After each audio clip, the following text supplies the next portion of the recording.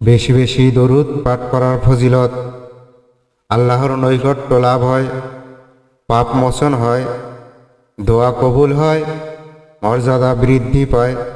কিয়ামতের দিন নবীজির সুপারিশ লাভ করা যায়, শান্তি ও প্রশান্তি আসে, ফেরেশতাদের দোয়া পাওয়া যায়, বিপদ আপদ থেকে রক্ষা হয়, রিজিকে বরকত আসে, কবরের আযাব থেকে মুক্তি পাওয়া যায়। দরুদ পাঠের ফজিলত সম্পর্কে নবী করিম সাল্লাল্লাহু আলাইহি সাল্লাম বলেছেন, যে ব্যক্তি আমার উপর একবার দরুদ পড়ে মহান আল্লাহ তাআলা তার উপর 10 বার রহমত নাজিল করেন।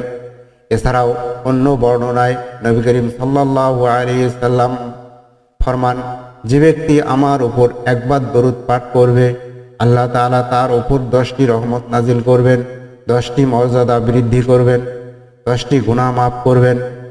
এটা মিসকাত শরীফের হাদিস।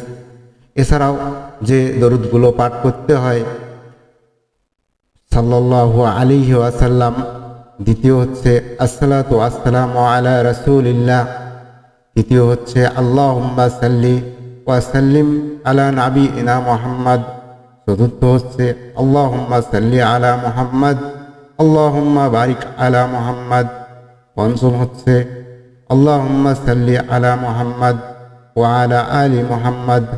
এছাড়াও দরুদে ইব্রাহিম আছে। দরুদে ইব্রাহিম হচ্ছে সবচেয়ে বড় দরুদ। এই ছোট্ট দরুদগুলোর সাথে দরুদে ইব্রাহিম পাঠ করলে সমপরিমাণ মর্যাদা এবং সওয়াব লাভ করা যায়।